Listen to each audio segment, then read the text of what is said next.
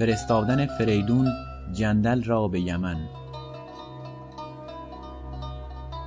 فریدون را به 50 سالگی 3 فرزند پسر آمد که 2 بزرگتر از شهرناز و فرزند کهتر از ارنواز بود. این 3 پسر از همه رو همچون فریدون بودند، لیکن فریدون نامی بر ایشان ننهاده بود.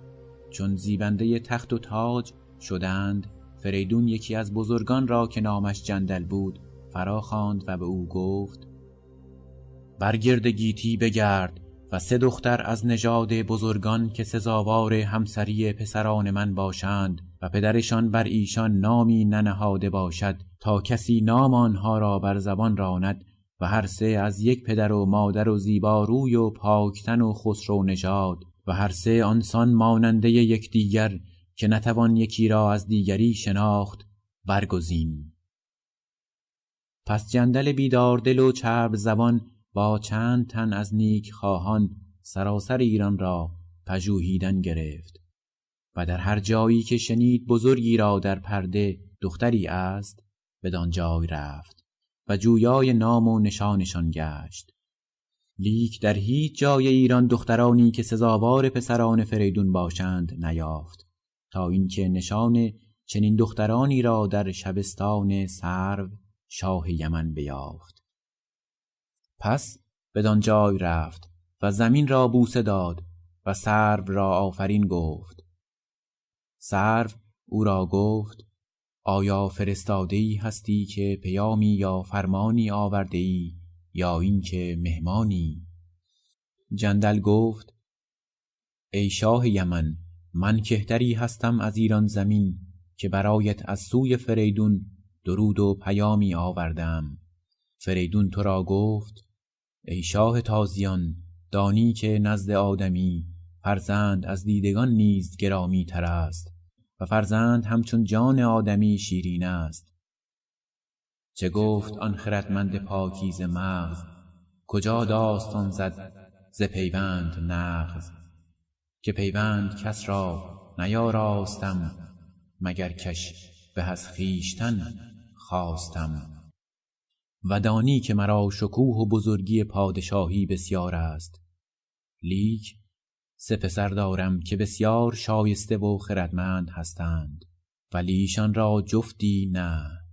پس مرا آگهی رسید که تو نیز در پرده 3 دختر پاک داری که بر آن هر 3 هنوز نامی ننهاده ای. چون این بشنیدم بسیار شادمان گشتم، چه ما نیز هنوز بر آن 3 پسر نامی ننهاده ایم.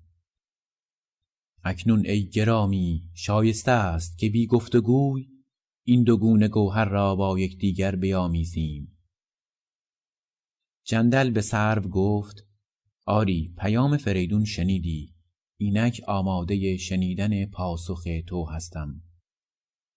شاه یمن که پیام را بشنید، همچون گل یاسمنی که از آبش بیرون آورده باشند بپژمرد و با خود اندیشید: اگر دیدگانم از دیدن این 3 دختر بی بهره گردند، روز روشن برایم همچون شب تیره خواهد گشت. اکنون که ایشان از همه چیز من آگاهند، نباید در پاسخ دادن شتاب سازم. پس جندل را جایگاهی شایسته بداد و خود اندیشناک در گوشه‌ای نشست. آنگاه بزرگان دشت نیزه‌وران را نزد خویش فرا خواند و از نهانی دل خویش ایشان را آگه ساخت و گفت: دانید که مرا در همه گیتی 3 دختر است که دیدگان من به دیدار ایشان روشن است. اکنون فریدون پیامی برای من فرستاده و دامی در پیشم گسترده و بر آن است تا آنها را از من جدا سازد و به همسری 3 پسرش که آنها را زیبنده تخت و تاج می‌خواند درآورد. اینک با شمایان به رایزنی نشستم. اگر به آنسان که دلم بدین کار خوشنود نیست پاسخی سزاوار گویم، این کار دروغ باشد و بر شاهان شایسته نبود. اگر دخترانم را که همه آرزوی منند بدو سپارم، آتش بر دل خویش افکندم، و اگر سر از فرمان او بپیچم از آزار او زینهار نتوانم یافت، چرا که او شهریار همه زمین است و با او نشاید ستیهیدن و همگان را از آنچه او با ضحاک بکرد یاد است. اینک ای بزرگان آنچه اندیشه می کنید بازگویید.